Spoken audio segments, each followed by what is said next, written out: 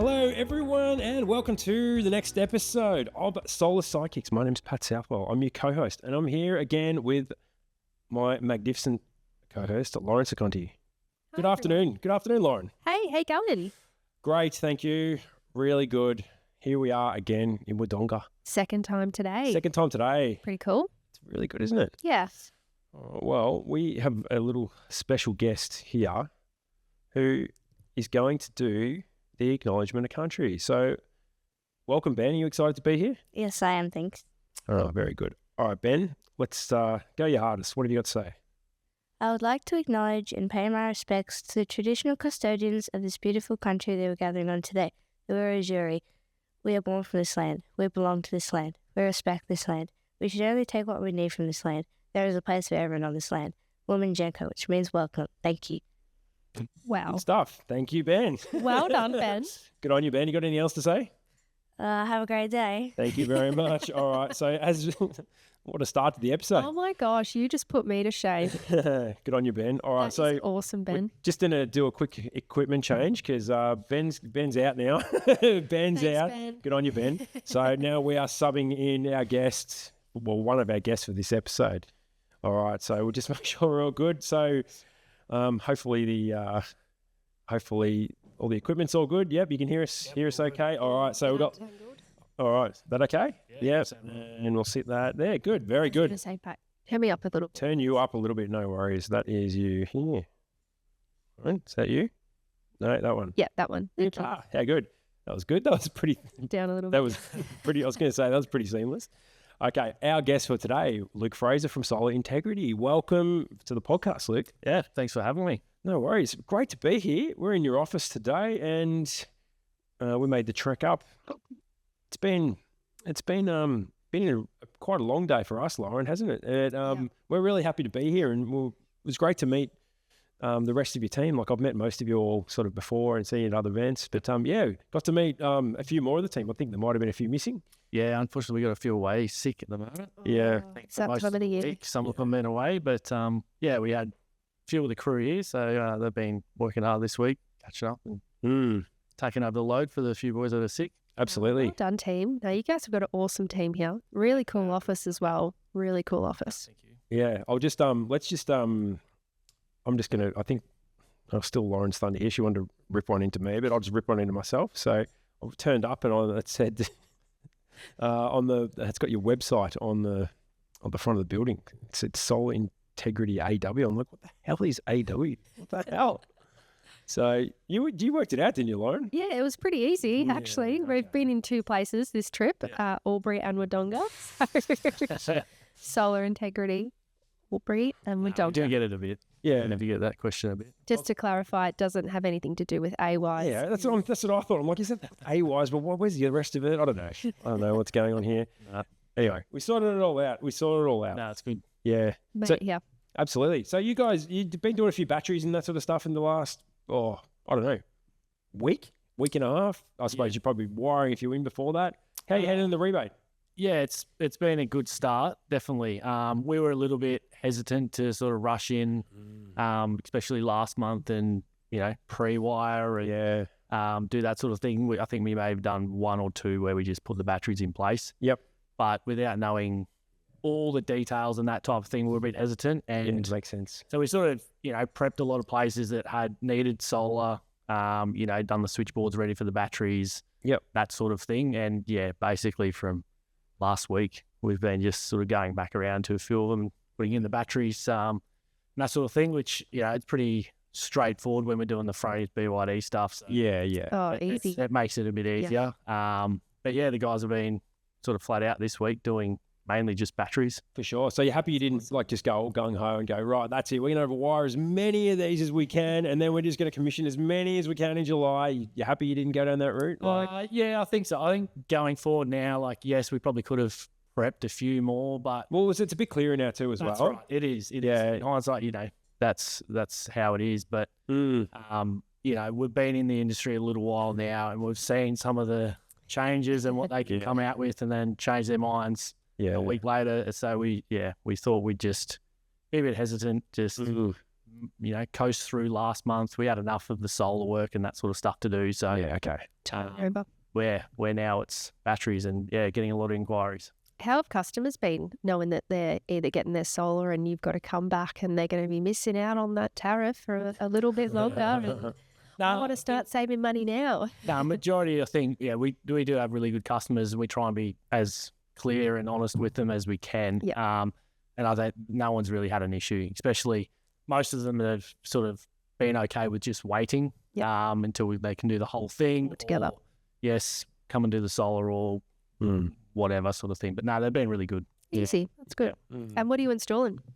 Mostly Fronius BYD. We've sort of just taken on the Franklin WH as kind Thoughts? I saw them at All Energy last year. Yeah, they look really good. We're yet to install one. I'm trying to convince Brett to put one at my place so we can do a bit of a trial, test, bit of an install before we go to a customer's house and put it in. But Nothing like being a guinea pig for, exactly. for yourself. Exactly. I volunteer. They've been really good. And it's going to be a sort of a niche battery for us, mainly just for people that have got reasonably new solar systems that we can just piggyback onto. Is it AC coupled? Is that why you say that? Yeah. I think I briefly remember them saying something at All Energy. They were comparing themselves to Tesla. That's what I was saying. It's like a Powerwall 2, isn't it? 3, like a Powerwall 2. Very similar to a Powerwall 2. Yeah. So It's got a gateway. It's got a gateway. Does have a gateway.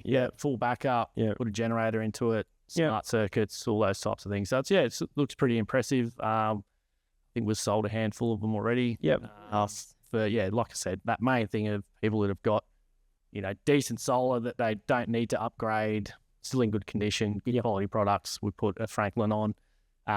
But mostly with going forward from start, it's Fronius BYD. Yep. Until Fronius bring out we can get the hands on the reserve. Yes. Well, should you wait? Maybe don't get the Franklin at your house and get that instead. Well, that's still a DC coupled, so that's still Fronius, with a Gen 24 and the reserver. What have you got at your house? Actually, if you need a Franklin, I've just got Solar Edge. Oh. Yeah. Come on, Lauren, they're not that bad. So we do Solar Edge as well. Really? No, I knew you did Solar Edge. Solar Edge is good. I'm just saying that because I would never associate your brand with Solar Edge. I just know you guys as Fronius and BYD, so that was a bit of a shock. We do a little bit of Solar Edge. We only really use it for the trickier roofs. Okay. So you're being difficult. You had to be difficult at your house, different. No, not really. Sort of when I was in Sydney and then moved back, when I was in Sydney, I thought 99% of what I'd done in Sydney was all Solar Edge. So I was familiar with it. I did like it when I was up there. Yeah, pretty easy to install. And then when I built my house and I moved back, I was like, well, I'll put that on there.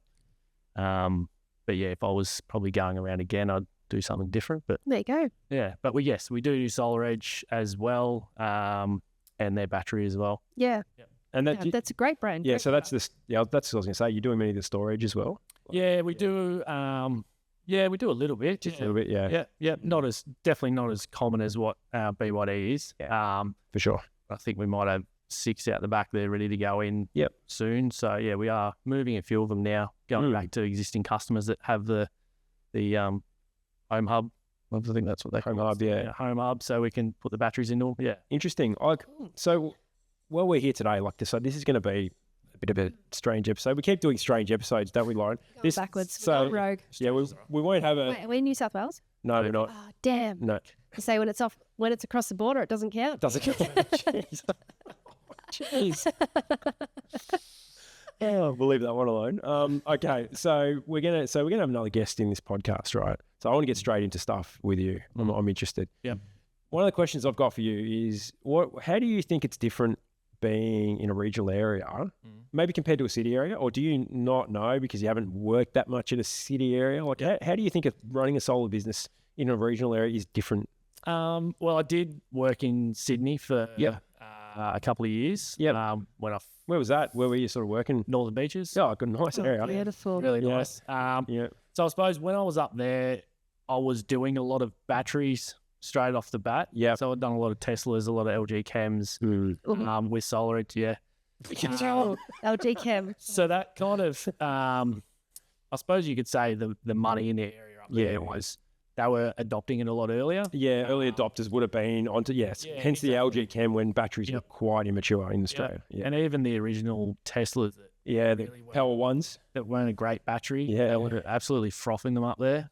And, just putting them on people's front doors. Yeah, that's right. To display them and stuff like that. Imagine having a Power One at your front door now. You'd be like, get that out. Yeah, so done quite a few of those. So I suppose that was good in the aspect of, the early adoption and that sort of stuff. Yeah. But I suppose the experience up there working on some massive houses and around the harbour and that sort of stuff was pretty incredible. Yeah. That's awesome. But coming back here, it's just life is just so much easier. Being able to afford to build a home when I moved back and that type of thing, never even got close to even thinking about that in Sydney.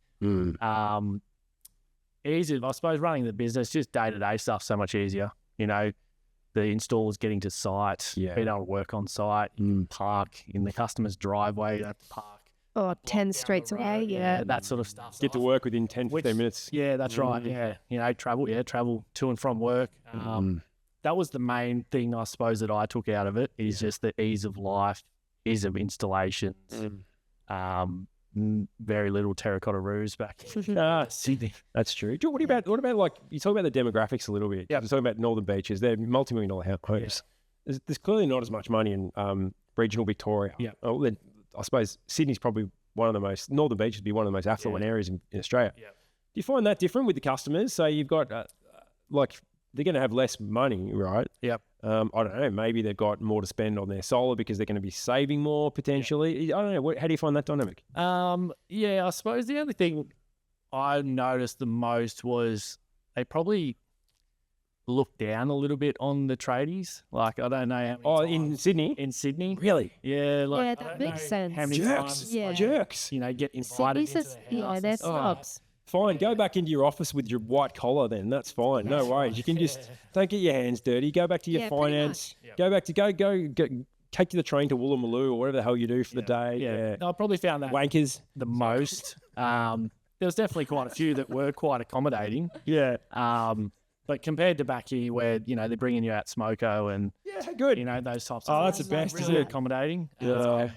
But yeah, that was probably the difference. But yeah, like I said, besides the size of the homes and the difficulties in, trying to hide your conduit or that type of thing where you can put the stuff so they can't see it or they want it on the front doorstep, like I said before. It'd be very particular, those clients very up there. particular. Yeah. They're probably the main differences, I say. Yeah, okay. It's quite interesting. I've always find that fascinating between, there's probably it's probably a bit worse in Sydney than it is in Melbourne.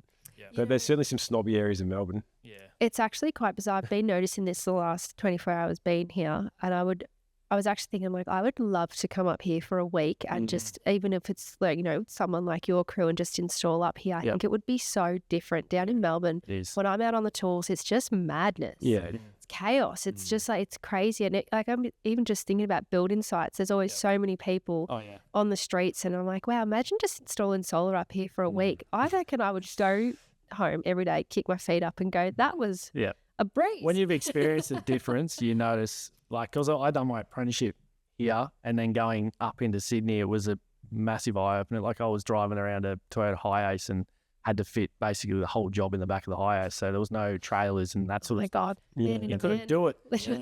We come back here and we had a big truck for a while, and then we were running trailers, and you just got so much space and just ease. Why'd you go up to Sydney? What prompted you up there? I did finish my apprenticeship here and sort of just transitioned, but I did have a partner up there, so I kind of moved up there for a couple of years, and then decided we'd move back, and different experience, I suppose, as well. It was really good, but the business that I went into up there, 99% of the stuff he subbied out. Yeah. So then I went into his business. I was sort of the main installer, and we started doing our own installs. Yeah. And that sort of stuff. Still work closely with subbies, but that was sort of a good experience for me to sort of get thrown in the deep end, and you're the lead electrician now, and you're doing everything. So it sort of set me up quite well to when I did move back and come into Solar Integrity. Running a crew here. So are you running the boys here? Is that how that? Pretty much. Lead electrician installer. I've got most of all the tickets and that sort of stuff. So, Awesome. but we've also got 2 other qualifieds. So sort of just supporting them, do a bit of sales, technical side of stuff, Awesome. maintenance. A few hats. Yeah, a few hats. Yeah. Mm. Nice. But it's good variation. I'm not sitting in the office all the time.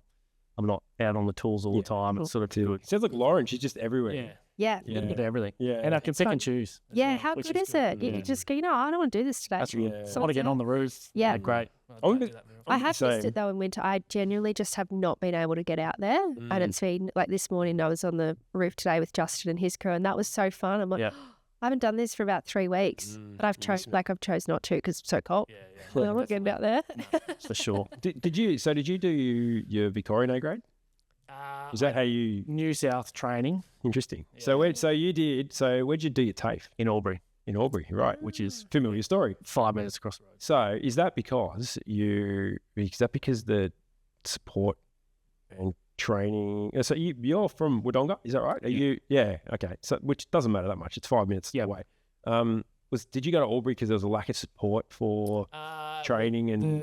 The electrical training for the Victoria was in Wang. So why don't they have it in? Why don't they have it in Wodonga? 40 minutes. Like not there's sure. a lot of people in Wodonga. Yeah, but I suppose because you've got. It's probably 'cause you've got Albury. Yeah. Yeah. They probably don't need it in Wodonga, I suppose. So then everyone gets their New South Wales license. Everyone in Albury Wodonga would go to Albury TAFE. Yeah, that's what Justin was saying this Yeah, he morning. was saying the same thing. Yeah. Same thing. Yeah. So basically we get our New South Wales license and then you just get the dual recognition. Yeah, right. you go straight across. Yeah, because we had a bit of a discussion today with Justin about LEIs as well. Mhm. And the shortage of LEIs in this area, from what Justin was saying, had a lot to do with how hard it is to actually, like, putting aside how hard it is to get your LEI, when you're doing it from this region, it's near on impossible because you've got to go to Melbourne to fail all the exams. Yeah. You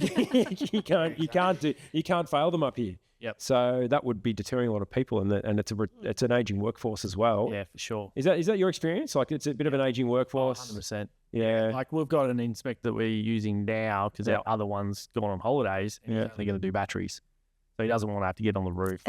So he's picking and choosing like that. Yeah. Wow. Oh, 100%. There must be a lot of work up here. I'm coming up. Oh, yeah. Yeah, so he'll only do batteries for us, which is it's fine. It's fine. Yeah. This month's going to be flat out of batteries, so it works out quite well. But yeah, and our other inspector, he does everything. So, Wow, interesting. but they're slowly sort of narrowing how far they'll travel as well. Slowly. Yeah. So Okay. they're sort of bringing in their area a little bit. I tell you what, LEIs, they're pretty precious. Oh, they are. Yeah, Oh, for sure. can you imagine? But it's good when you have a good one and you Yeah. get a good relationship with them. Yeah. Yeah, they know your stuff. Yeah. Yeah. You can communicate with them, ask them questions, it's open book, that sort of stuff. I'm on a texting basis with one of them. Yeah. Not you. No. Well, we are on texting basis. We're on texting basis, yeah. But Yeah.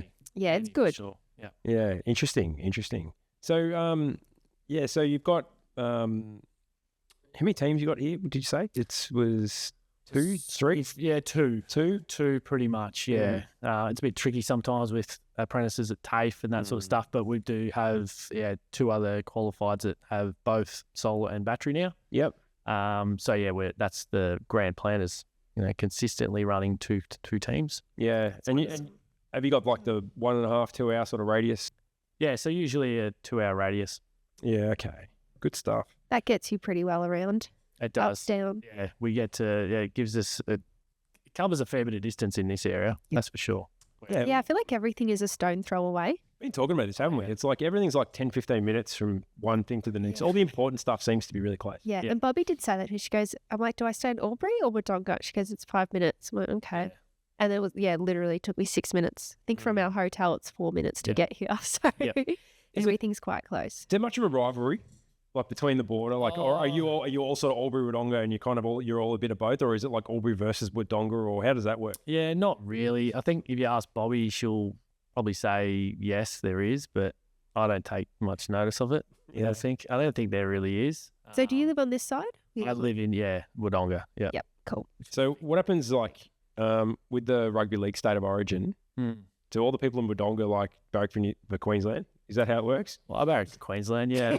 Yeah, a lot of Victorians do. So we kind of just pick, really, I suppose. What footy team though? This will be interesting. Richmond. Oh my man! I'm Richmond Which is not much to brag about at the moment, but yeah, it's just nice to meet another one suffering. yeah. Oh, Crimea River suffering 3 premierships and whatever. That's it. You've had it pretty good. A bit spoilt the last couple of years, and now it's just sad to see a team like that. Yeah, but it's looking positive. I think of the positives. It's on the way up again. We're on the comeback. Yeah, we're on the up again. Not declining again like Carlton. So Yeah, they're in a little bit of trouble A world of at the pain. moment. Yeah, yeah, sure. and if they'll sack their coach or not, that'll be interesting. We'll see. They probably will. Yeah, no, that's really cool. So, Luke, how have you found how do you find if you're looking after a lot of technical stuff here? Yep. How do you find you navigate the standards changes and the constant changes in rules to the installations and trying to help your installation teams make sure they understand? And, Trying to be all over it. yeah, it's been a lot of changes. It's been a lot of changes lately. Yeah, That Triple has. Seven's new. Yeah. Especially taking on new brands, like new Yeah, products. For sure, that's a Franklin as massive well, thing. Like it's, Yep. Got to be all over their manuals. yeah. Mm. We've never done one before. Yeah, It's a and bit we're pretty hesitant in just jumping on a new product. Yep. But when there's sort of a market, I suppose, there for it without taking it away from what we're already doing, like that's probably one area, like I said, which you just haven't had a AC couple battery for the need. But now this battery rebate, I suppose it's making it more affordable for people to put on a battery. Yeah. So we're kind of covering a few areas. I forgot what the question was here. How do you? Rest out. No, that's okay. No, that's okay. How do you help your installers and your teams navigate these changes and teach them and that sort of stuff? I suppose. I find it probably not as difficult, I suppose, being in Victoria with inspections and stuff and having that relationship with our inspector.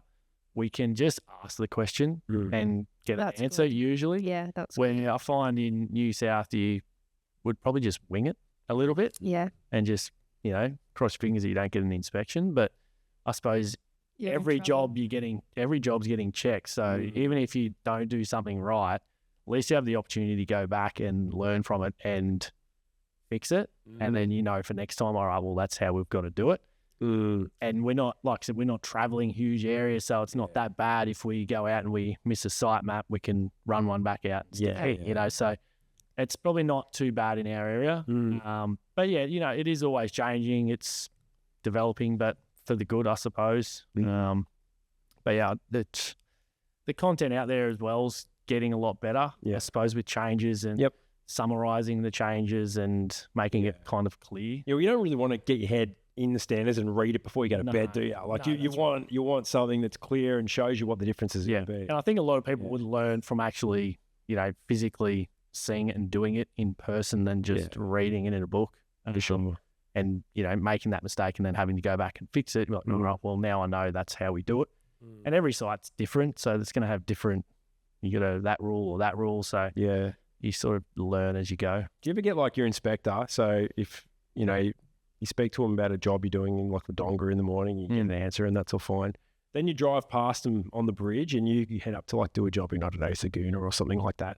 And then you call your inspector and say, I've got this job I need to know something about. And he goes, I'm not telling you, you prick. You're working in New South Wales. You do whatever the hell you want. Sort yourself out. It doesn't matter. Not concerning me.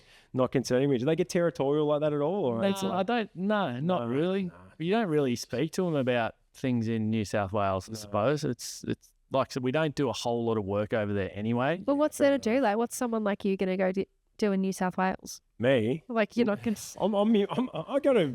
If I go to New South Wales, I'm on Centrelink. Exactly right. It's simple. You want to be ringing your clients going, got any work? Like, it's That's just... right. It's a good point, I suppose. But yeah, I don't know. There's nothing to inspect in New South Wales. No, but New South Wales, they'll get there. They'll catch on. I feel like I don't know. It sounds like we've got it in for New South Wales a little bit, doesn't it? You do. Do you reckon? You do. I'm drawing the line. No, look, I like the people, except the ones in the northern beaches. Like, no, they're all right. We got your back. Yeah, we got your back. No, more just. I suppose it's more the government haven't decided to. Haven't clicked on. No, they haven't. They haven't. I feel like they maybe were gonna, and there was a bit of work when the PDRS was. I was gonna say, I think that sort of shocked a few people. Yeah. With the amount of photos they had to provide. what compliance there, what yeah. the actual rules were. Yeah, that's right. How was your experience with it here? We were fine. Love it. Well, See, the like I right one's said, doing the right thing. it kind of made sense to me after a while with why they want so many photos.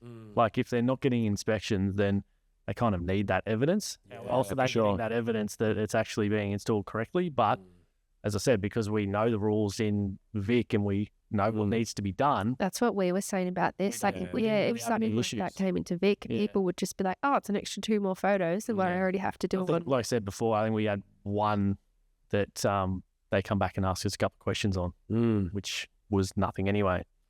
So question I got about like the rules with that. So they were, from my understanding, they were asking you to put the batteries onto the site map. Is that right? Like the location of the batteries onto the site map, and then you'd have to draw if it was a habitable room or something like that? Yeah, you needed to provide evidence. Yeah, okay. Yeah. There basically wasn't a habitable room on the other side of the wall. Okay.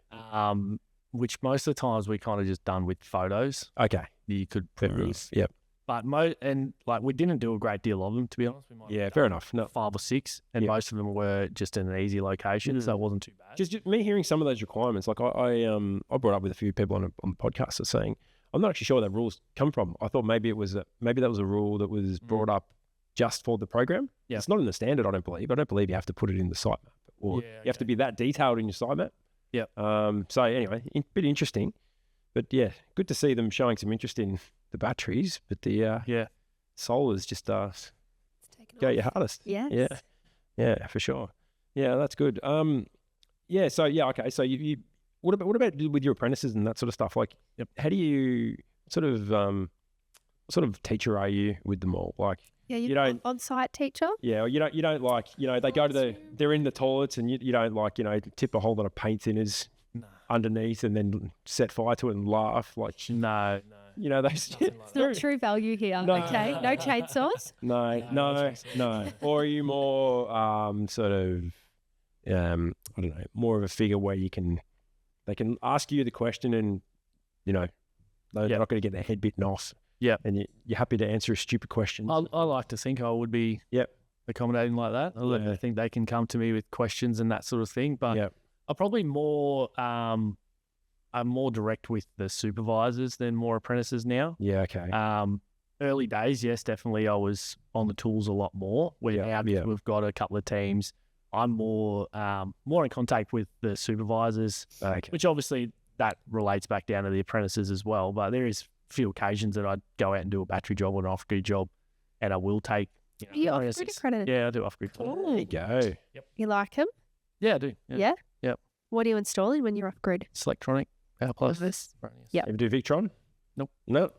A lot of people don't do Victron. Like it's because they're never done it. I've done Selectronic from day dot. Never have any issues. So I don't really like learning new things when I don't have to.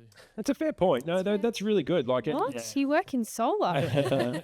But this is it. Like I've kind of always said, where you don't want to be turning up. This is a lot of people that work for retailers. Like you turn up and it's different gear every day. Yeah. So sure, that's another 3 different types of manufacturing instructions that you have to be all over. Yeah, and we've dabbled into some subby work, and that's the biggest issue that I've found with doing subby work is, especially if I'm going to go do the work, I'm going to send the other guys to go do the work. If it's an inverter or something that we haven't done before, unless we're doing a lot of them, then you get efficient in putting them in. Yeah. If you're only doing 1 or 2, then you spend so much time wasting around trying to do it correctly, but do it properly and make sure it's worked correctly. But it's the same with off-grid. When you've got something that works and you don't have issues, stick with it. And there's so many teething things long-term with off-grid. So you learn some little tricks and bits and pieces and that sort of stuff. Surely you've got an off-grid horror story, like, because you basically become the DNSP when their power goes out or whatever, they're calling you,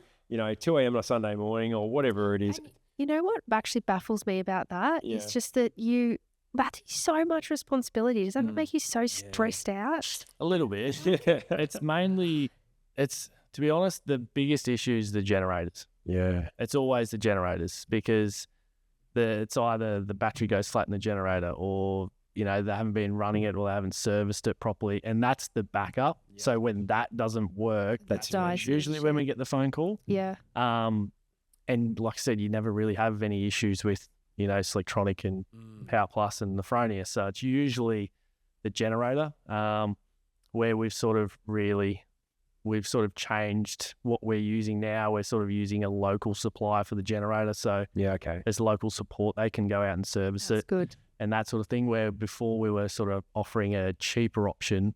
They weren't local, so there's no service. They get issues. You need it to be a backup. You don't want to spend a whole lot of money on it. Yeah, it makes sense. It sits there and you might only use it for a couple of months. Yep. But when you do need it to work, you need it to work. So it's kind of a tricky... Bit of a fine line. Yeah. What happens when you are in an off-grid and there is no reception and you're trying to, I guess, get online monitoring, or you're trying to make it accessible for the customer? I always think that, like in these rural farms and stuff, It can be tricky. Yeah, like what do you do? You put in a Wi-Fi modem, but there's no signal out there. Like, or there's no power. Yeah, There's no power to plug in a modem. I'm like, what do people use so that the monitoring is online? We haven't come across it a great deal, to be honest. A lot, especially earlier jobs where you didn't really have that anyway, and especially Selectronic, like a long time there, they didn't have any monitoring. Okay. So it's kind of like you just got to educate them on what they can see, I suppose, physically. Makes sense. And trying to get them to be able to problem solve little things, and so they can monitor the system locally instead of having to look at monitoring and that sort of stuff. But when you think about it, I don't reckon people up here and old school farmers and stuff are going to be on their phones after a big day in the field going, "What's my solar doing?" The best thing about it is really for us to be able to log in remotely and make sure it's working. Of course, that's probably the better thing about it than the actual customer, looking at it. It's more I can log in, or Selectronic can log in remotely. Make sure it's all ticking over. Or you can actually see what's happening and their questions and that sort of thing. Yeah. You must think that. I'm like, what happens when you got no reception? Starlink. Oh, of course. Disgusting. A few experiences with that. Have you? Yeah. I was staying at my boss's house in Upper Pakenham, and it was just horrible reception out there. With Starlink? With Starlink. Really? Yep. Wow. Yep. Had no go. I put it on at my house in Wodonga over NBN. What the hang on? So much better. Hang on, how could it not work? What was it? Was it snowing in space? No, just like no signal. Yeah, no signal. It's horrific. Really? Up there. Yeah, like when I go up there as well, I can only communicate on WhatsApp. Can't make calls. Can't do anything. Like really? Yeah, it's pretty shit. But I love staying up there. It's beautiful. It's I go up there and I just zone out. But yeah, not the best with Starlink. Yeah. Very good. All right, cool. Well, I reckon we're coming to the end of this segment. One more question. Yeah, go for it. One more question. Okay. Tell us about your Fronius trip. Oh, yeah. Oh, you went? Yes, I did see the photos on Bobbi's or maybe Solar Integrity's Facebook. Tell us about really that. Good. Yeah. Really good. So what do you have to do to get one of them? No idea. I just got a random phone call from Ansari one day when I was doing the groceries, I think. Actually, I had a missed call from him and I didn't call him back. And then Brett rang me saying, you better call Ansari back. So I did. And yeah, it was just random call and invited me, and I said, well, I'd be mad to turn it down. Yeah. I only had like a month notice and checked my passport, and that was expired. So oh no. Quickly renewed that, which that worked out perfectly. But no, it was really good. So Bobby gave you the time off? Yeah, I got the time off, which is good. So did you go to Intersolar, yeah. So flew into Munich. Yep. Had a couple of free days there. Then Intersolar for 3 days. 3 days. So is it true? It's like massive. All energy, but on steroids. Oh yeah. It's like the halls they call them over there. I suppose is like all energy. One hall's the size of all energy, and I think they had 8. How do you even get around? It's really set up quite well. So it's like, I suppose, all energy hall, but it's like 4 on one side. Yep. And they got a big courtyard through the middle, and there's 8 or 6 or something down the other side. Wow. And there was like 4 halls of just panels. Oh, okay. Like 4 halls. So they're all together. They're all together, are they? Yeah, it's like one hall after another. That's probably good. Makes sense. Yeah. Just doing up and down of panels and stuff. I only went for 2 days, to be honest. Or maybe a day and a half. And the first day I just, had to run around and looked at everything. But it was more just because we went as a group as well. Yeah. So it's, you in a group with very like-minded people in the same industry, you know, similar. Beer swilling Aussies that are... Yes. Yeah, that's right. You know, the battery rebate was talk, so sure. we're all going to navigate that. And, so, yeah, we were in Munich for the week, and then Fronius took us to Austria. So we toured one of their offices one day where they do all the R&D and the welding stuff. Yeah. That's awesome. How good. And then done a factory tour. Awesome. But, yeah, Fronius looked after us, very well. Very good. I should have done. Yeah, that's amazing. Yeah, well done. Learn a lot from the trip. Yeah, which is good. You'll get an invite one day, Lauren. You will. No one's inviting an inspector, but you'll be... So you're going to be really big on socials and, you know... Well, I think she's got that covered. Stepping the brand. Yeah. That's what they like to see. Yeah. It's probably fair enough. Great deal of. It actually, look, it would be awesome, don't get me wrong, but it doesn't interest me too much. Like, I'm just like, oh, yeah, cool, whatever. Yeah, the Intersolar side of things didn't really interest me that great deal. It's something you're just looking at, but you use the same products. Yeah. So it's like you go to the front stand and see what... Like, going to a what they might be factory would bringing be in. cool, but I'm That just sort of like, stuff I'm was not good. sweating over it. I'm not going to go post. No, it's more extra with the group, spreads you know, or- with the people that you go with, and, you know, you're talking about all different sides of business and that sort of thing, how to do things differently, how they run their business, how we run ours. That's probably the most I learned. For sure. That collaboration with the like-minded businesses. Yeah. And I don't do a lot of networking, I suppose. I'm not a big networker, but when you're sort of stuck in a group of 8 people, I think it was, you kind of You got to. have to do it. Yeah. But it was good. It was really good. Lauren, if me and you were over there, we'd just go there and just bag all the Oh, I was just the tear some manufacturers. shit up over there. Yeah, we just set up a podcast right in front of Bring it. Yeah. You know what? Bit of fun. I don't know, like four halls of panel manufacturers. I reckon I'd get through that in 20 minutes and be like, Yeah. boring. Even day 2 at all energy. Like, day 1 is The courtyard's really good. You know, they have the bars. And stuff like Yeah, that sounds Just go in, get a few beers and sit down and That sounds good. A lot of networking happening there. Yep. All right, cool. Well, I reckon we're going to bring this segment to an end, Luke. Thanks for coming on. No worries. You got any final thoughts? I think it's been really insightful what you've told us It's about. been really good. business. Yeah. It's been awesome. I was telling Pat you were top of my hit list for this trip, so thank you for No, I coming on. appreciate that. Thank you. Good stuff. All right, good. Well, we'll bring in another guest in a minute. We hope he hasn't bailed. Well, actually, He might have gone he over. might have bailed. Imagine that. I reckon he flicked I reckon he flicked the power before. Maybe. I wonder if that's going to be obvious. Questions, I reckon. All right. Well, we'll go to our break. Thanks again, Luke. Appreciate you coming. No problem. Thank you. We'll be right back in just a few moments. Cool.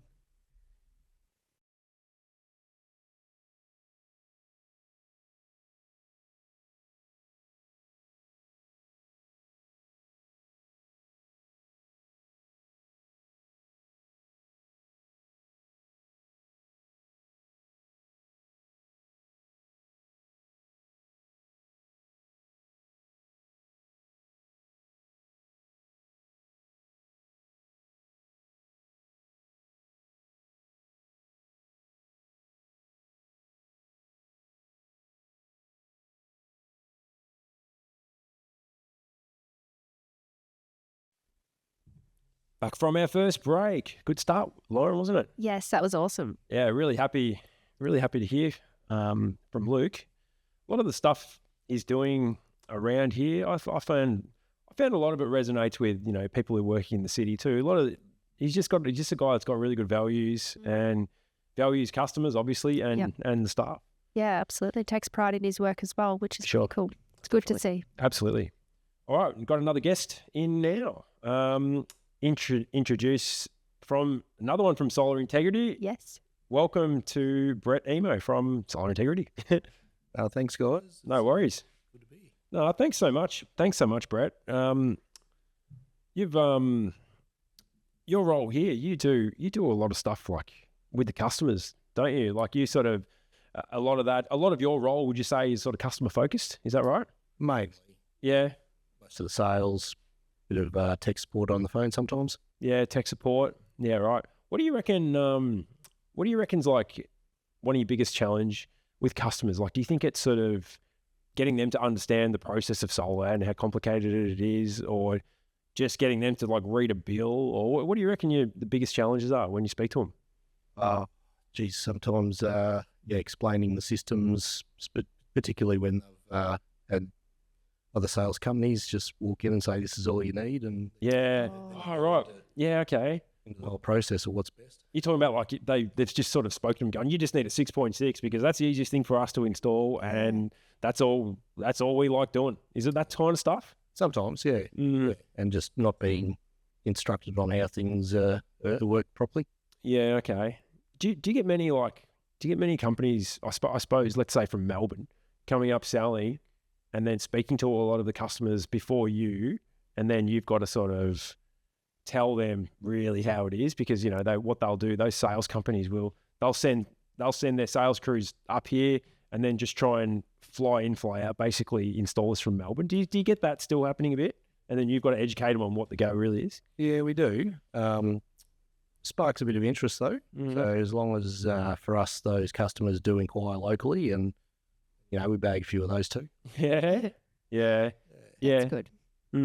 What are your favourite customers? Is it your sort of mum and dad family type setup, or is it you're more out of it, your farmers and that sort of stuff? What are your favourite ones? The ones that you just get along with well. Sorry, I'll speak that a bit closer. Yeah. There we go. No, that's all right. The ones you get along with well, yeah. And repeat customers, because a lot of those ones come back. Obviously, they're happy. So that's always good. Are they coming back for batteries, EVs, or just more panels, or A bit of everything. We've been doing it for over 15 years too. So awesome? A lot of old customers. You're getting It's really cool. Yeah, so you're getting those ones from 2010 kind of thing, like that have The old 60 cents go. yeah. Quite a few of those upgrades. It's just adding panels, but now the battery rebate. And how do you communicate with customers? Do you guys, is it the generic newsletter and like MailChimp and all that type of stuff, or do you try, EDMs and do you try and keep communication open with customers, or 15 years, like what you were doing back then as opposed to what you're doing now would be, I would assume, opposite ends of the spectrum. We've seen a lot of shit in 15 years. Yeah, you could say the companies out there have definitely improved. Yes, that's good.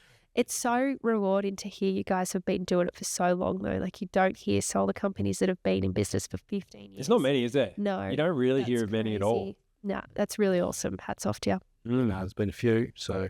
Yeah. Do you have any other companies in the industry that you guys talk to a lot and bounce stuff off because you're sort of in a similar boat, whether it's in a regional area or you've been around the same type of time, that you guys sort of bounce ideas off? Do you ever do that? Look, there's a good network if you get involved and go to a few of the trade shows and stuff like that and get to meet a few and develop some real good friendships. Yeah, okay. That's good. Yeah. Bobbi would be dragging you around to a lot, wouldn't she? Yeah, no, I don't need dragging to it. Definitely, Melbourne and Sydney are always good to go to. So. Yeah, that's where I've seen you at the All Energy and Smart Energy. Yeah, you got a favourite between those two? Depends what you're after. Smart Energy's a little bit smaller, really good communication, get to talk a bit more personally. A bit more intimate, isn't it? Yeah. Melbourne's got a good big show, so a bit more social. You reckon Melbourne's more... Yeah, it's interesting. See, what do you reckon, I agree with that. So I'm looking back now, I wasn't really too sold on Sydney, but now when I compare it to Melbourne, it was a lot more intimate. And I actually, looking back now, I really like that more. I felt like it just wasn't as crowded and I wasn't trying to jam pack in so many things. Like Sydney was a lot more relaxed. Like All Energy, it's a big 2 days. It should probably be 3. We have spoken about this before. But you just try and jam pack too much shit. You're just exhausted by the end of it. Yeah, for sure. Yeah, I feel like the quality of stuff and the sessions probably a little bit better in Melbourne, I think. But then again, the quality of the conversation in Sydney is much better. Yeah. I've had great chats with people in Sydney. It's more time up your sleeve. It's not like All Energy. It's just like bang, bang, bang, bang, bang, bang, bang. It's crazy. It's the same thing on the next day. And you're like, oh, I've got to quickly go from this one to this one and this one to this one. Like Sydney, it's quite chill. It's quite nice. Less people there as well. Yeah. A little bit easier to get around. Yeah. Get to everyone. Yep. Yeah, no, it's fun. Yeah, interesting. So, Brett, in your role, are you like a lot of the time the first point of contact for these people? Like, do you go and do those first initial sales calls? Do you do that as well? Yeah, we do have Sarah in the office there to take a lot of the initial inquiries, filters them through. But yes, I end up doing most of the quoting and the sales. Yeah, okay. Awesome. You got your designer accreditation? Nearly. Yeah, That's right. exciting. Where you doing it? New Energy. Oh, the Yeah, okay. Supply partners. Supply partners. Yeah. Oh, yes, yeah, they're awesome. We did the consultant one, the accredited consultant one. Yeah, the sales accreditation. Yeah, that one was quite interesting. They got a really good portal and platform as well. I really enjoyed their stuff. It's good. Have you found the training? Like, has it been interesting? You learnt much, or It's in depth, that's for sure. Yeah. But a couple of one-on-one sessions and online a lot. So yeah. Anything surprise you in the courses, like that? You're either like, oh, that didn't think of doing that, or I've I don't know. Is it like, is there anything in it that you thought maybe may not have been in it that sort of caught you by surprise a little bit? As a doing it for design, there's probably a lot of technical electrical gear in there that I learned. Yeah. 15 years of sales, basically, and managing, a lot of that stuff I already had a handle on. Yeah, I noticed that. Well, when I was speaking to the group earlier, like you had a lot of sort of technical questions, and we were talking about the barriers with the batteries, and you like know what you're talking about. You're understanding, cement sheeting rules and fireproof barriers and all that sort of stuff.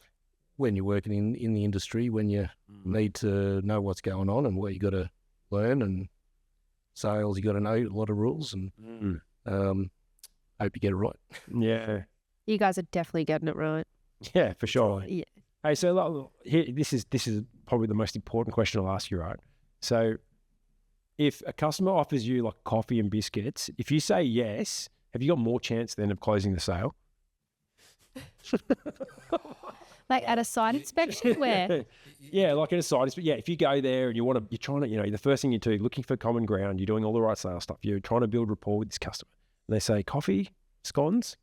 If you go, look, no, I'm on a diet at the moment. Or if you go, oh yeah, look, I really need to go to the toilet and I'm trying to watch my weight at the moment, but you know what? Stuff it. Yeah, chuck them over here. Let's go. If there's something sweet on the table. Yeah, no one's going to hold you back. It's always good to have a good chat at the table, and yeah, you get that contact, I guess. Yeah, the rapport. You're trying to build that rapport with the customer. Yep. Yeah. You usually walk away and you go, I think I've got them. I hope I've got them. I hope I've got them. Yeah. Yeah. I find that like we were talking to Luke just before about some of the differences, like with a city solar business or a suburban solar business compared to one in the regional areas.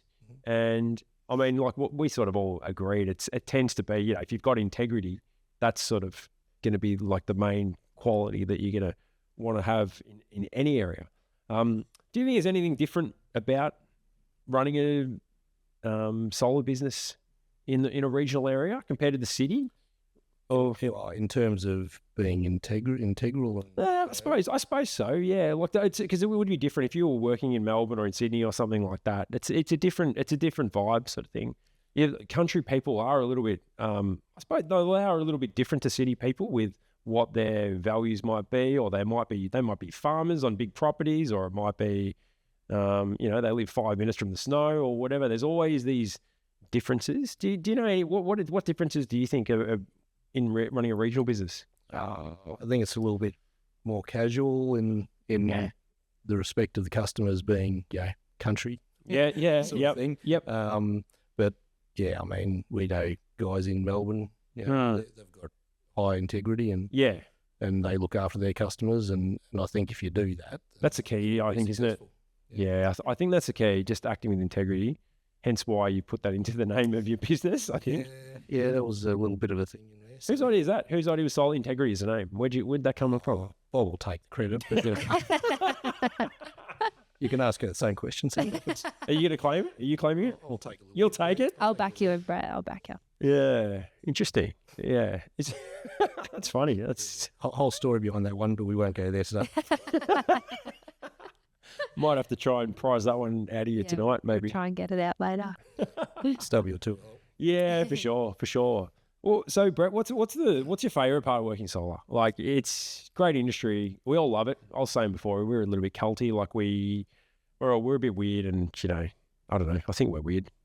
aren't we? Like, Absolutely. we are. We all believe in this thing we're putting on people's roofs. We're trying to help the planet, all that type of stuff.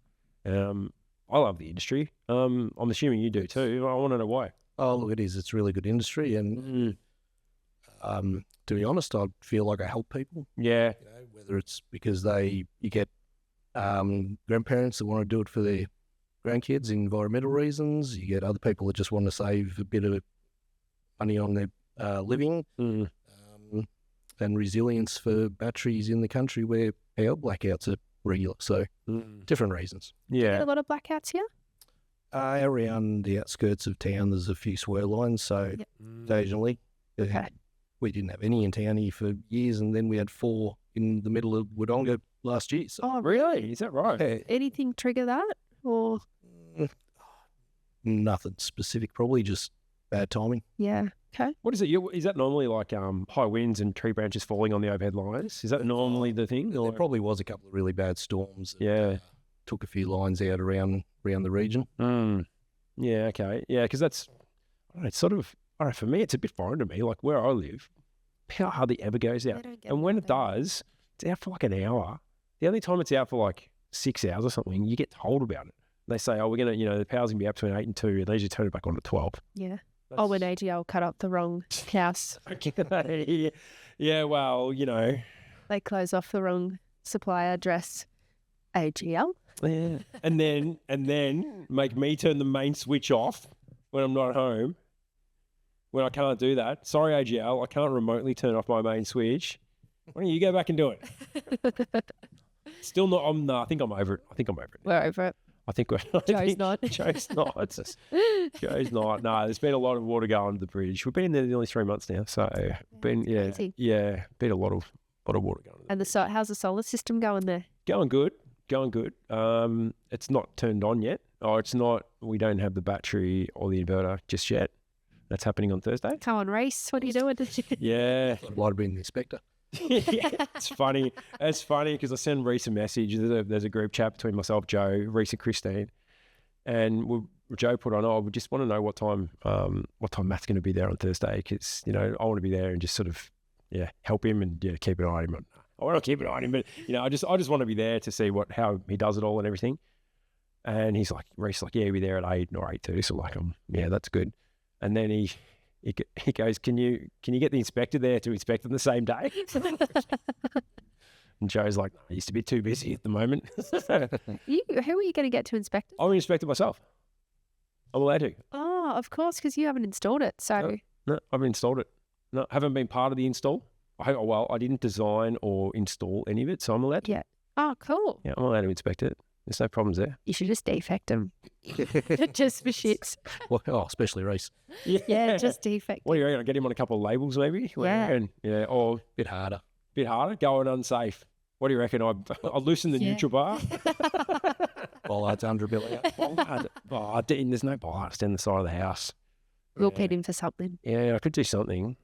Yeah. Christine, if you're listening to this before Reese does, which you probably will, keep this episode away from him.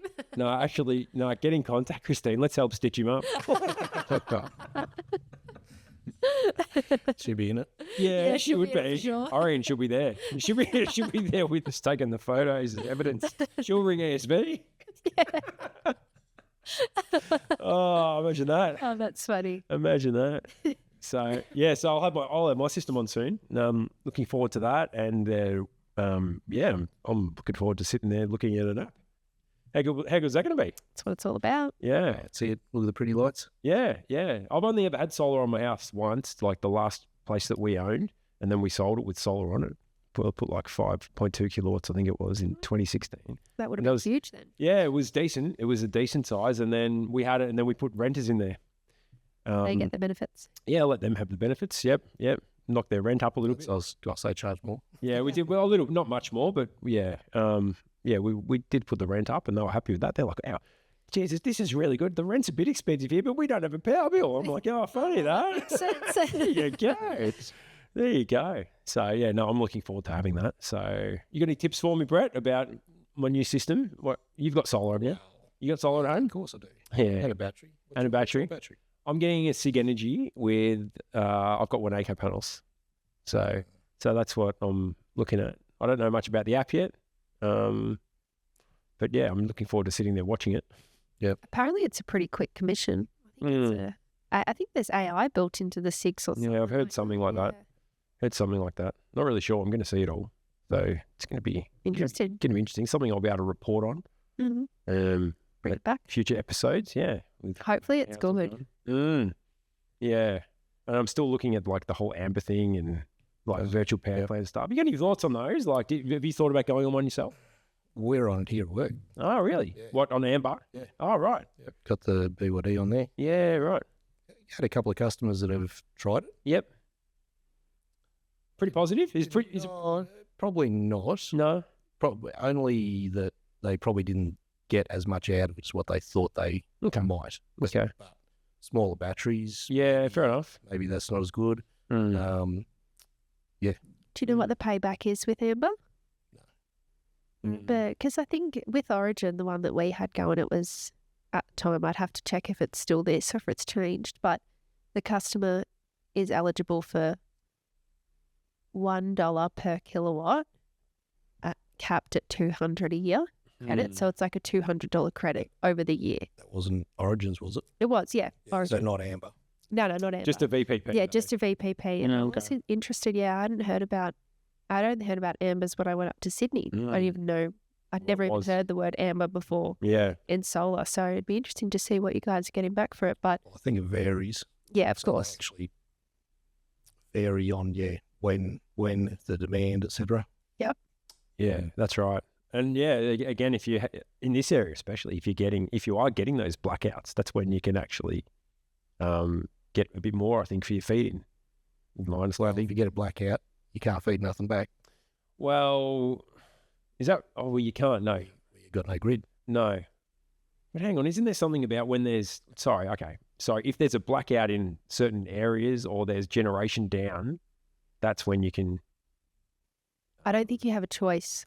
I think it just picks from your battery whether you like it or not. Yeah, no, I think that's right. But I mean, like, there's certain events that will change what the wholesale price is, whether that's a weather event or a blackout or the generation has changed. Well, yeah, that would make sense. That will, if you get a sudden, well, not a sudden demand, but a sudden drop off in supply or pick up on demand, then they'll want to buy your battery and pay more for it. Yeah, no, you're right though. If it's a blackout, you can't feed anything because you've got no grid and it's not possible.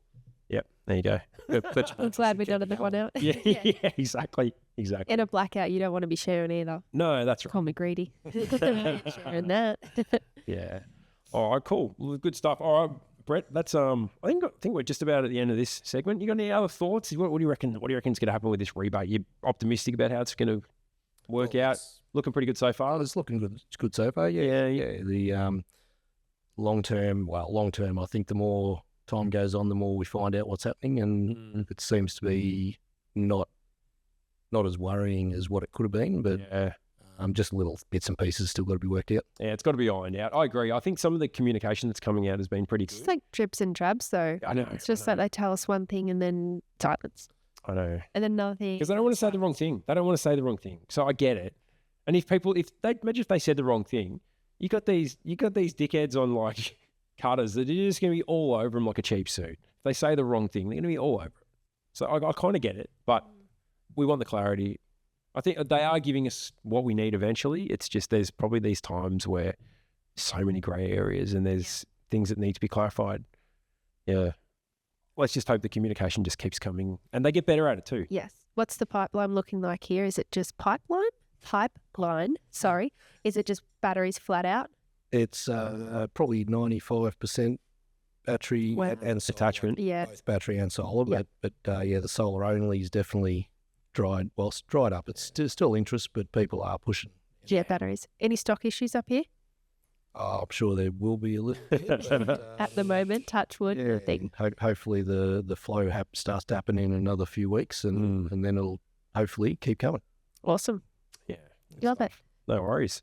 All right. Well, thanks very much, Brett. Thanks for coming on. Thanks for having me. No, that's okay. It's good to hear about your journey, like with the customers and a lot of your thoughts on the industry. And I think it's been a really nice chat. So no worries. Thanks, you. Brett.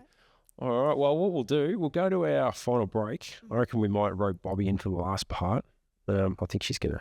I reckon she'll come in anyway. Yeah, she'll We don't come really in. have a choice, do we? Can't keep her away from mine. That's it. Beautiful. Nice little throw under the bus just before the end of the segment. That's the way. I'm sure she'll have a crack at you as well. So you may as well get it in now. Bit of bad. Yeah, absolutely. Oh, well, thanks very much, Brett. That's Brett Emo from Solar Integrity. Thanks very much for coming on. And we'll go to our final break. Sounds and good. We'll be right back.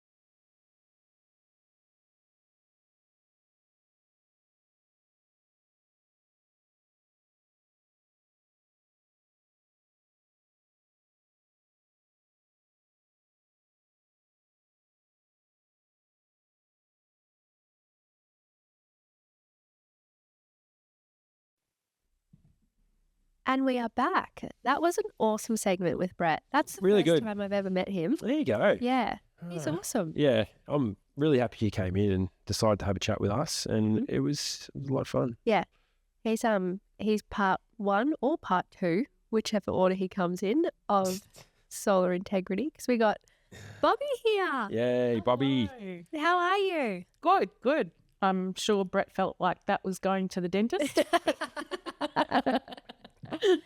Yeah, Sometimes we have to push ourselves through those boundaries. Absolutely. Oh, he was great. No, it was really nice to talk to him, and yeah, he offered some insights, and yeah, it was really good, really good. I'd buy a system of him for sure. Yeah, easy. Customers love him. Yeah. Like, you know, he's a pretty quiet kind of fella, but he's a very, very genuine fella, and very passionate in his own way. But yeah, the customers love him, and of course I do. So it's an easy win. But it's also good because there would be a lot of people that come up to this region and just try and push solar onto you. Oh yeah. And they probably wouldn't let the customer get a word in. You can tell Brett would just be really quite compassionate with them and let them speak. Yeah, And then great technique for yeah, selling. absolutely. Just not shove it down your throat. But he's never viewed himself as a salesperson. I can see that. Never. I can see that. He's like, but I'm not a salesperson. Sorry, Brett. Yes, you are. You're a pretty damn good And one. you're good at it as well. But yeah, like customers love him because Yep. he has the patience of a saint. Yeah. That's why he's got me. But yeah, funny. no, he's great. Yeah. Oh, very good. How's rebate season been, Bobbi? Like, you been? Hey, how are you taking Yeah, how you Are we going with it all? talking July 1? July 1, yeah. Let's go the cheaper homes batch We're rebate. going in deep already. just under 2 weeks? Yeah, look, honestly, I've been in this gig for a long time now, and I reckon this is the most interesting and testing end of financial year, start of financial year I've ever had. Yeah. So just so much going on. Like, customers are full on with wanting it and everything, which is fantastic. We want that.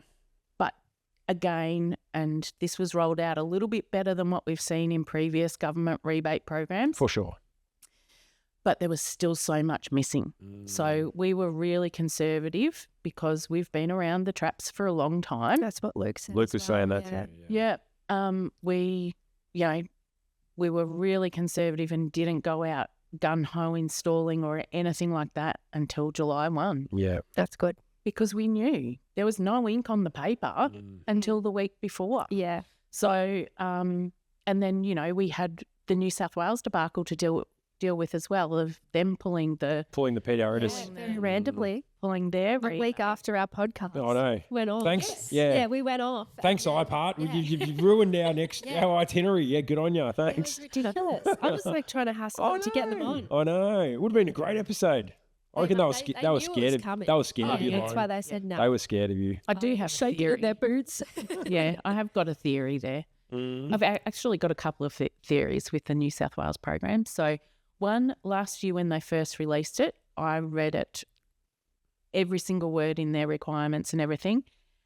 And there was something there that triggered me and I did ask the question in one of the forums, probably Cutters or something, I don't know. I did ask the question there, is this going to be turned off in 6 months and turned back on 6 months later?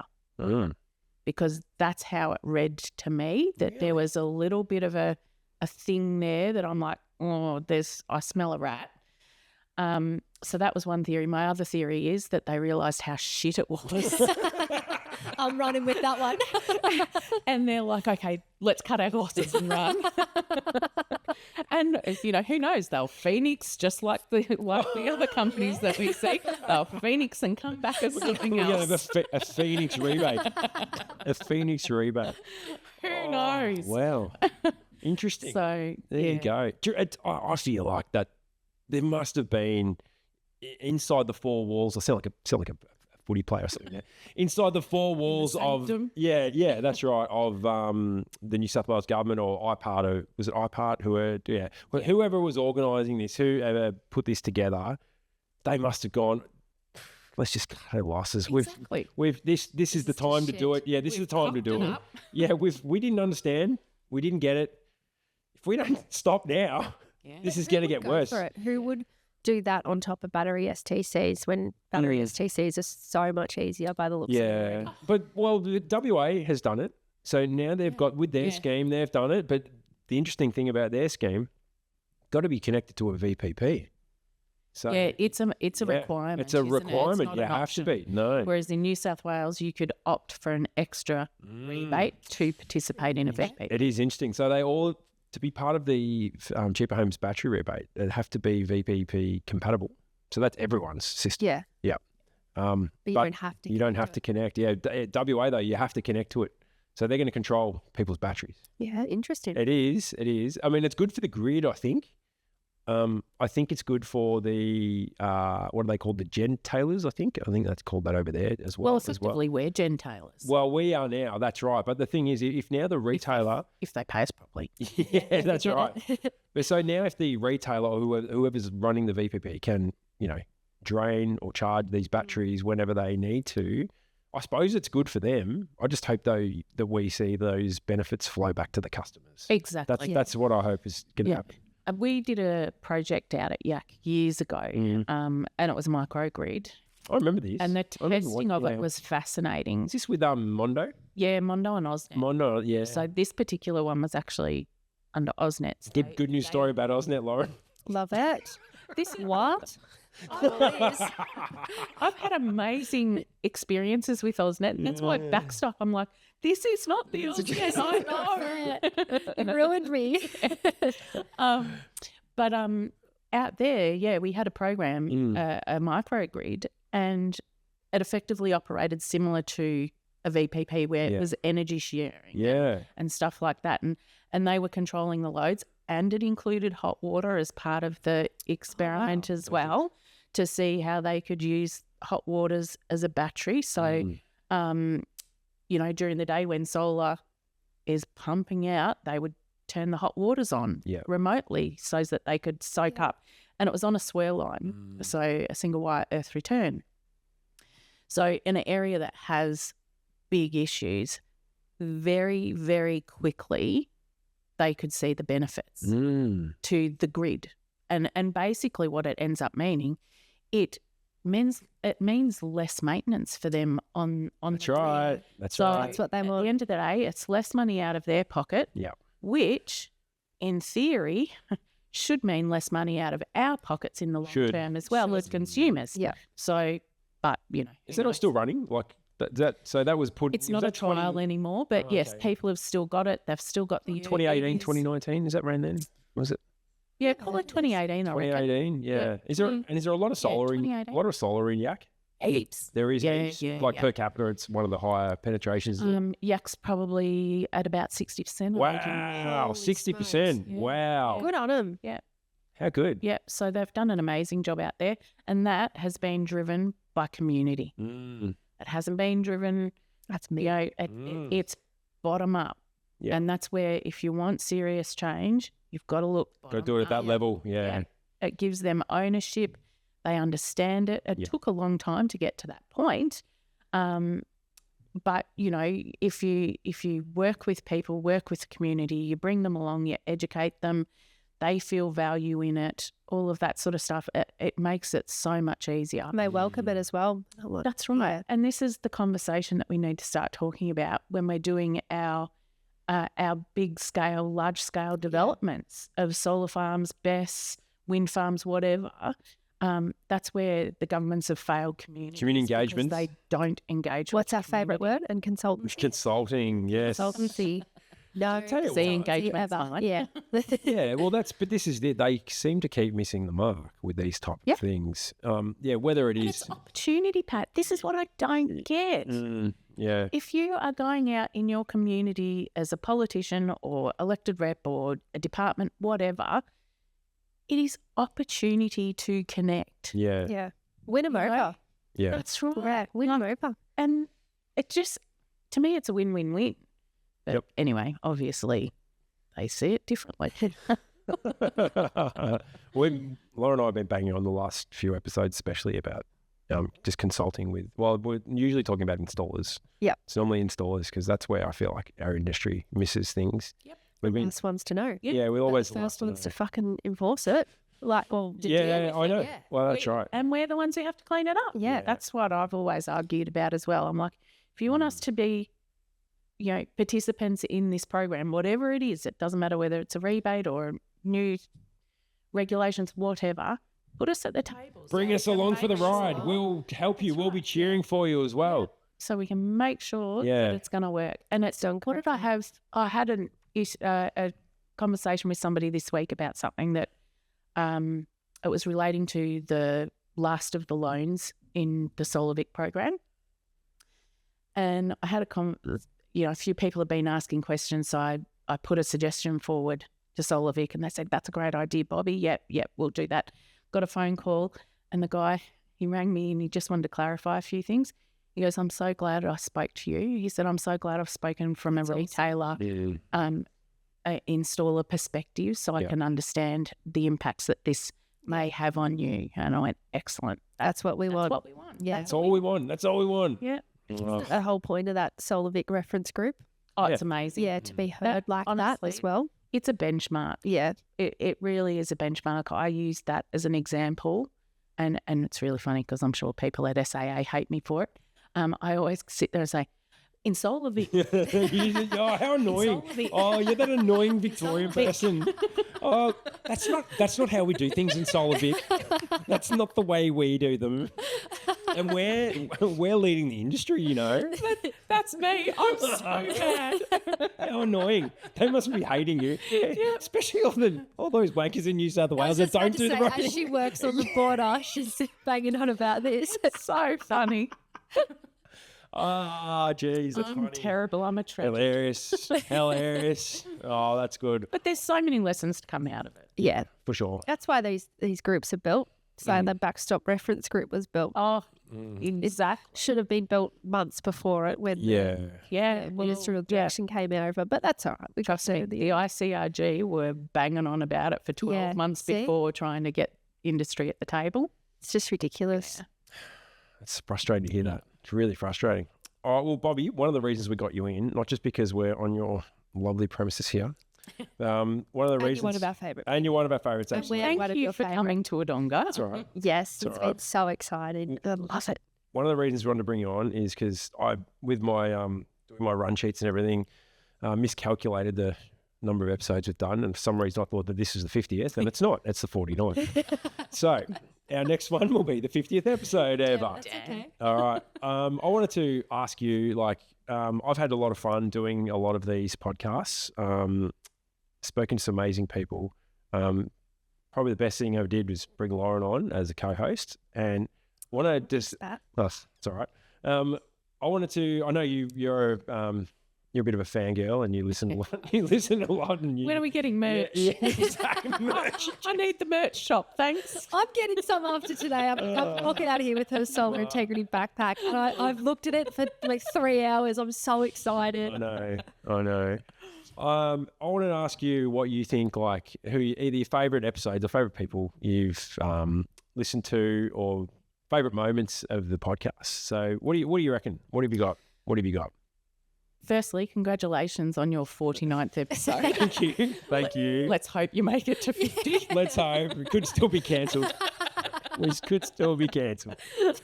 Look, I've absolutely loved listening to the podcast. I think it's fantastic because, you know, we meet people at trade shows or events or something and it's, g'day, how you going? How's business?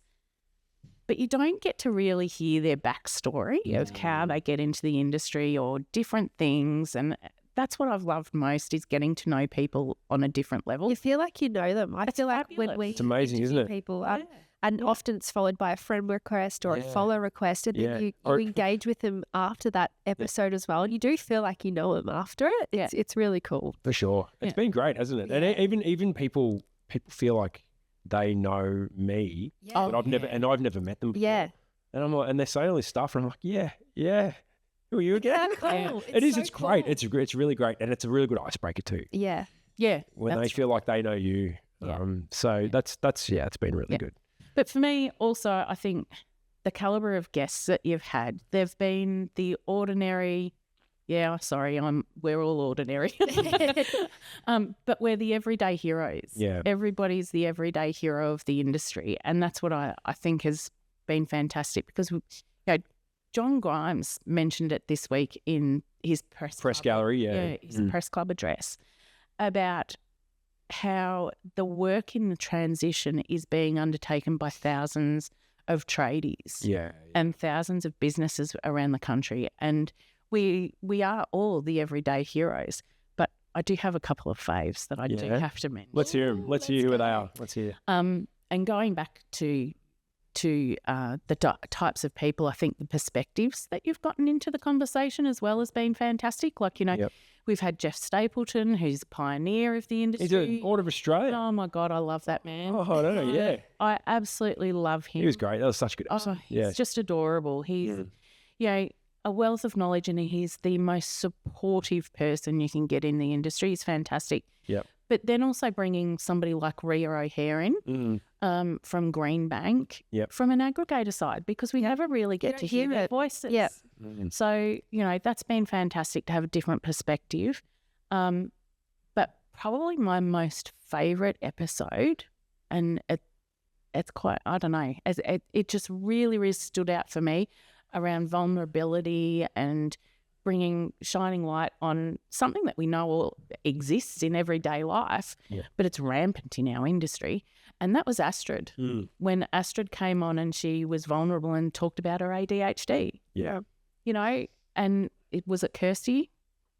Kirsty, yeah. Kirsty was another one. Yep. You know, that's what I've really enjoyed is the vulnerability that people have brought to the conversation. And there are so many people in this industry that's ADHD, and I've absolutely got tendencies. Yeah. We're all built for it. Quirky.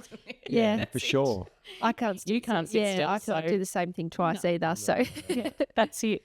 But it's a beautiful thing because that episode opened up a whole conversation at an Awise event that we were doing training around mentoring, and I remember there was 3 or 4 of us in the bathroom, and I went up to Astrid. I said, "Thank you so much for bringing that up. That was so good." Well, the whole conversation just grew a life of its own, with more and more people coming into it, and it was, you know, just to have that connection was just wonderful. So that was great. It's actually no longer about panels and inverters, is it? It's just about human connection. It's cool. Yeah. I suppose. But my number one favourite episode of the last 49. I'm not going to let you live that down. My absolute favourite of the last 49 episodes was the one a couple of weeks ago, The Calm Before the Storm. Oh, just me and Lauren. Yes. Oh my God, that was hilarious. We were just on one, were we? I was in my office laughing, and it's really funny because when I said to you, Pat, I swear a lot. I say fuck a lot. And when I did my first podcast, I was like, oh, fuck, I can't swear. Fuck, I'm going to have to be really careful. And then when Lauren came on, and particularly with that episode, I'm like, yes. So good. So I just love it. I think it's just so normal. It's fabulous. And you just like, I'm actually a pretty girly girl, believe it or not. As I'm a bit of a tomboy, but I'm actually a quite girly girl. And then sometimes I open my mouth and I'm just like, fucking hell, like this does not match. Yes, they know tomboy. Yeah, it's called so that. funny. I was talking about it with a few of the girls at work. I'm like, yeah, I really need to pull back on the swearing a little bit. But sometimes you just get so passionate about it. And I'm just like, fuck yeah. Right. Yeah. It's funny, but yeah. But no, that's what I love is just the normality about it. And I can be sitting in my office and listening to the podcast and I feel like I'm having a conversation with people even though I'm not saying one word. Yeah. Because I can resonate with everything that's being said. It's great. Yeah. I think it's really cool as well, especially for you guys that are, Pat and I, obviously Melbourne-based, Southeast-based, and it reaches everyone. And I have had this conversation with Justin as well. He's always like, I'd love to get involved in the podcast, but I'm so far away. And it's not even about that because you do still feel connected because it's so accessible and you can hear what's happening down in Melbourne. I'm sure you guys, someone like Justin, he probably wasn't as privy to all the backstop stuff and, you know, being up here on the border, you feel connected. You kind of feel like you know what's going on around the nation. So it's really cool. And that's another thing that we have to push too, Lauren, is around the backstop stuff and anything with industry is often it is Melbourne-centric or it's capital city-centric because all the people making the decisions, where do they live? They live in the capital city. They forget rural and regional areas. They're affected too. So that's why I push really, really hard at any opportunity I can saying how are we making this training free for rural and regional people? Yeah. Because if we have to travel to Melbourne, it's no longer free. Yeah. And I've pushed that really hard. So all these sorts of opportunities that we get around any table, we need to make sure we've got diversity. Yeah. And everybody's everybody's counted for everyone. And you're actually, to some extent, you're actually even more fortunate here than a lot of the other people who are in more rural areas, right? So, because it's easy for us being suburban Melbourne. Yeah. You're in like a decent sized regional town. You've also got people that are on the outskirts, the fringes of those areas too. Not long after I was appointed to the board for SAA, so Solar Accreditation Australia, I had an email from a guy who operates in remote parts of WA. Oh. And his big thing was we need to make training accessible for people that are not within, a couple of hours of capital city. Yeah. He said, because for me to go to All Energy, he said, it's a whole week. Yeah, that's it, for It's sure. longer for him to come. Massive fares and all that sort of stuff the too. costs associated, everything. Driving or anywhere. So I've really loved seeing the evolution of training like yours, Pat, that is online for PD points that then gives people like that an opportunity to do it wherever they are. Yeah.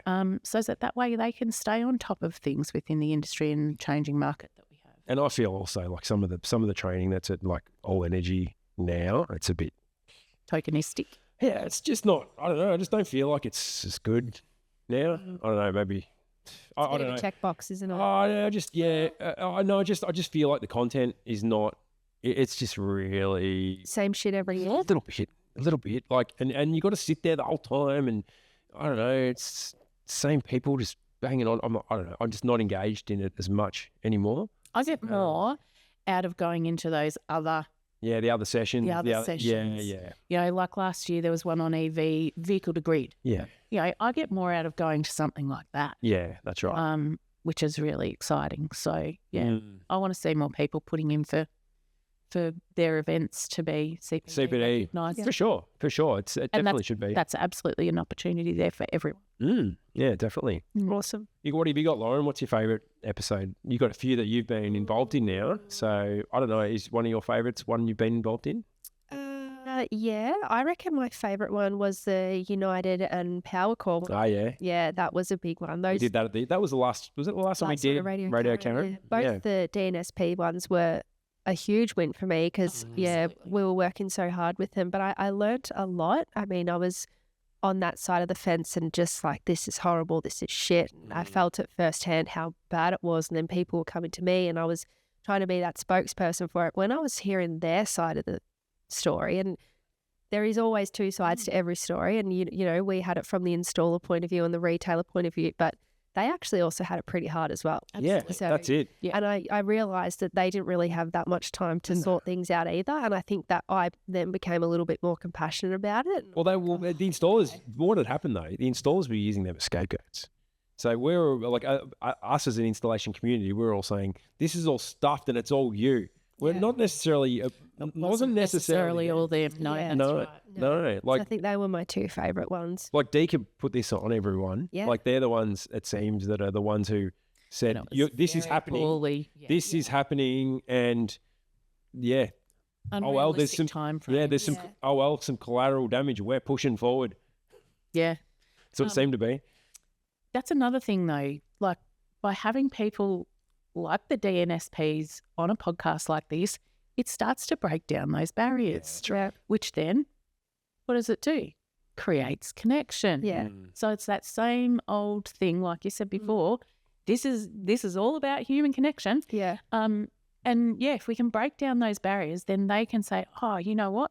We did this last time and it worked really well. Let's do that again. Yeah. But guess what? We'll do it 6 months earlier. Yeah. Yeah. Those ones were pretty cool. I really like them. And I think I made a lot of friendships out of Backstop as well. Yeah. which Most was- definitely. Yeah. Which You were is really seen as cool. like the backstop queen. You were like, you still are. I think you Not still even are. like a title I want. I don't even want. I'm not. Let's not run with that. But I had a lot of people and still messaging me, asking me curly questions about it. And I know being that middle person, and you know, I'm really big on engagement as well. Going back to that word and trying to get people back working because this system is still flawed. There are still things popping up, and there probably will be for quite some time. But trying to get installers back on board has also been really fun as well. Love a good challenge. For sure. Let me just have a quick little, I want to just give a few special mentions to the episodes that I've really enjoyed. Yep. So first of all, I want to say thanks to Matt Leeson, who is the first one Yeah. that we jumped into this together. And that was like, we both didn't know what we were doing and we just sort of went with it. And that was like a heap of fun. Obviously the next one with Astrid, that was like a really, Oh, she was number 2, was she? she was number 2. Yeah. Hang on. Was she 2 or 3? Was she before Christine? And can't remember. Christine was 3. Maybe Christine was 3. Okay, yeah. Astrid was 2nd. So yeah, again, that was a big one. Probably one of the most. You talk about the ones that are most enjoyable, the most fun. Like the one with Jess McPherson, that was so much fun. Oh, that Yes, was that great. was It was so good. She came down from Adelaide and everything, and yeah, That was so good. And look at what happened. Look at I what's happened to her. Yeah. She's on a podcast. she's got doing her own podcast. Yeah. That's been She's another amazing person within the industry that's just going leaps and bounds. It's Absolutely. exciting to watch where these people are going. for sure. And then like I probably wanted to mention the one with Andy McCarthy was really interesting as well. Yeah, and that's just a going through his journey. And what was cool about that, he did the whole podcast tour, but he came to Sidekicks first. So as soon as I was the first podcast that he did, and he did. Oh, really? Yeah, he did just another solo podcast. He did like, what's Giles' one? The Oh, yeah. the energy insiders, whatever. Yeah, he did that one, and I heard him on these other ones as well. So that was really cool. That was like just sort of a couple of mates talking about stuff, and we got that's cool. we got pretty deep in a lot of the mental health stuff too. That was good. And then I don't know, like it sounds like I'm sucking up to you, Lauren, but I think that was probably the favorite episode I did with you. Like it was so much fun because I didn't know what to expect. I hadn't met you before. You made her a partner in Well, it. that's right. But I didn't know what to expect. I'm like, oh, okay. I remember that morning going, oh, who's this Lauren girl? Yeah, okay. Yeah, I know a bit about her. I'm not sure. And then she's like, come up and like, she's giving me this big hug and she's got all this merch and then she's got all this food and then she starts talking about Give up. like, I'm such a give up. she is. And then she starts talking about how she basically ran a marathon that Oh, morning. no, she's nuts. And all this stuff. And I'm going, what the hell? And then like the positivity that was coming out of you, I'm like going, this is great. Like I'm just feeding off this. It was amazing. It was so good. It was so good. And it was just really fun episode. So that was Now you can't get rid of me. Now I can't get rid of you. Now I can't get rid Now I'm like, Pat, can you get Jared to take us to Wodonga? Can we sign it off? I needed to edit like 2 or 3 podcasts. And then look, since we brought you on as a co-host, probably I think I really enjoyed that one a few weeks ago where we hadn't done one for a few weeks. We both just let's just let loose and just talk about what was going on. There was so much shit that was happening. It was just no out of guest, control. and we just like I don't know. Yeah, It was fabulous. it was We fun. had a bit to talk about. But the other thing was the timing of it was perfect. Yeah. It was as we were all in this shitstorm Like, what's going on? of July Yeah. 1. So the timing of it was just, it was like a massive stress release Yes. listening to it. It was great. I think a lot of people were feeling the same things we were, but no one was talking about it. And then we're we're just too like, busy to talk about it. pretty much.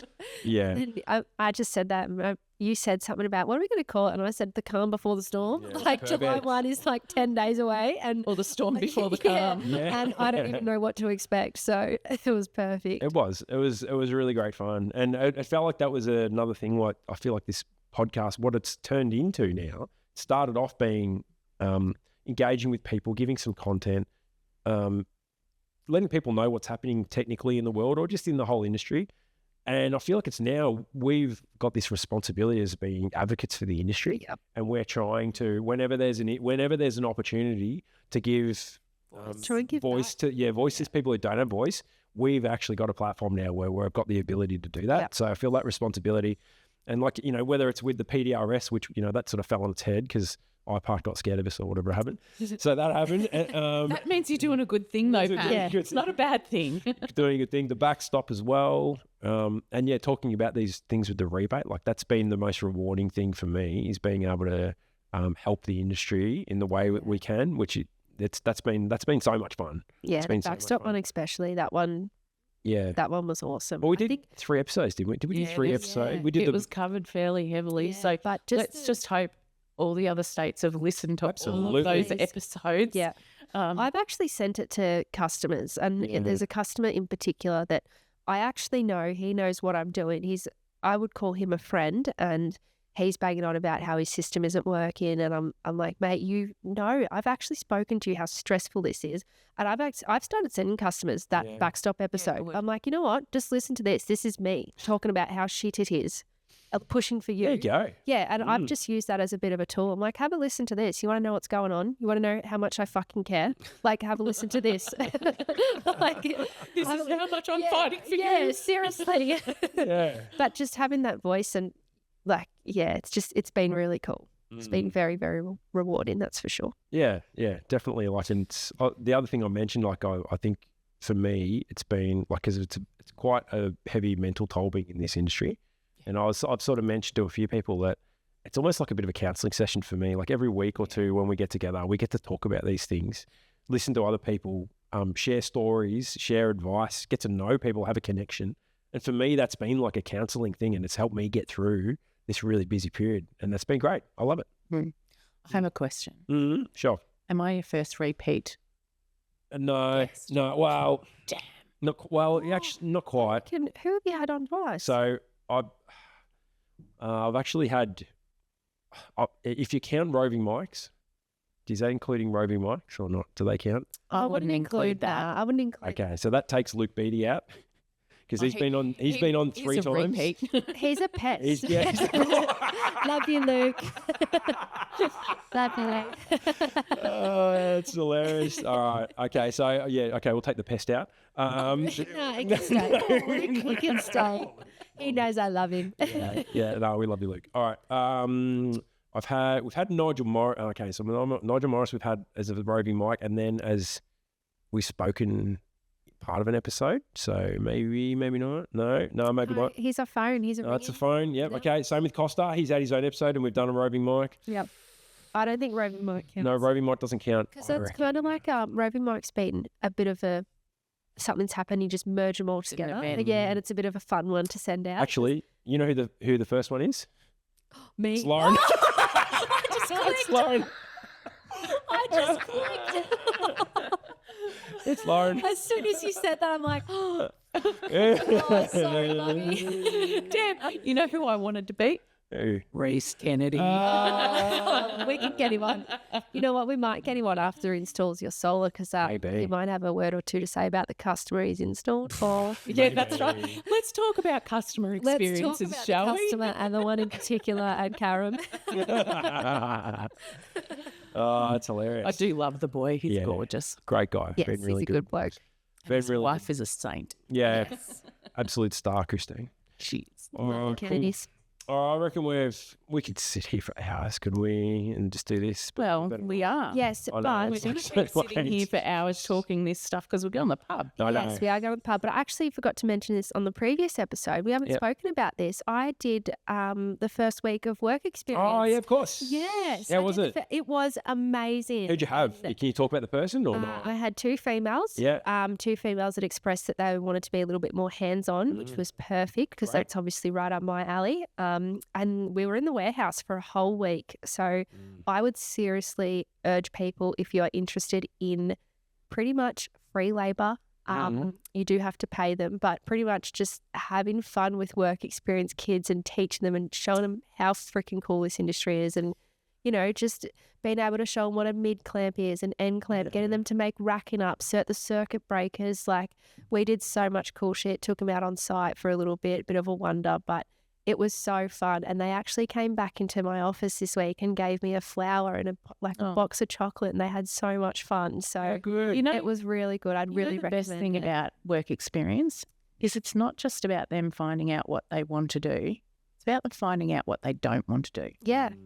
And if we allow our young people to have more opportunities in that space, people will find job satisfaction. They will follow their passions a lot faster and a lot earlier than the generations before them. Yeah. So work experience, and it's funny because a lot of people are like, oh, we can't have work experience people, blah, blah, blah. It's too hard.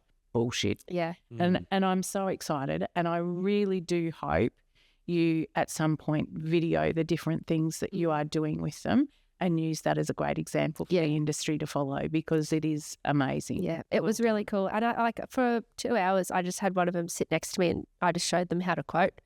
And because I said, you guys are just chewing through the activities I give you, please slow down. They were even making up some racking for Josh. I'm like, oh yeah, let's get this. I'm like, can we get you to do stuff?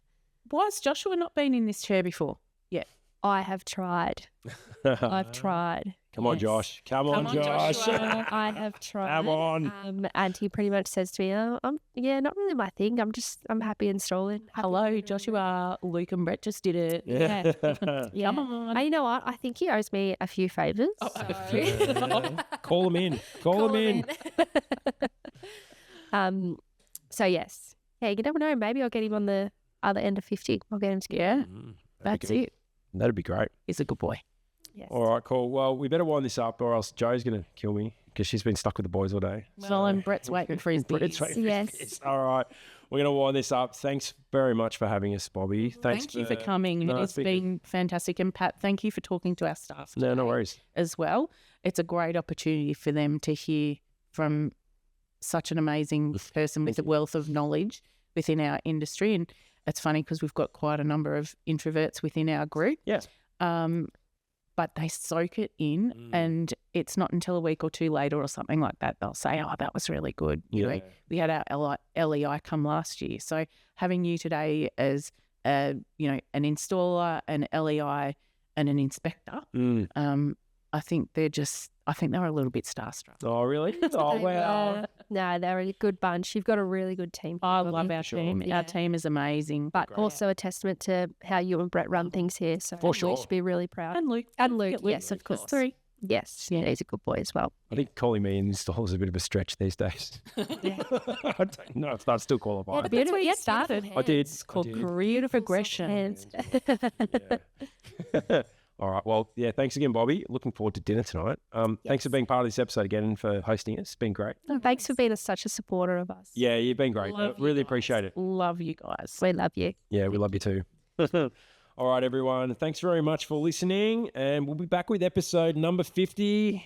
Who knows what we're going to do for 50? Who knows? I don't know what we're going to do. We'll do something fun. You know, we always do. Yes. All right, everyone. Happy rebates. Good luck. And stay safe. And signing off from Albury Wodonga. Thanks very much, everyone. Bye. See ya.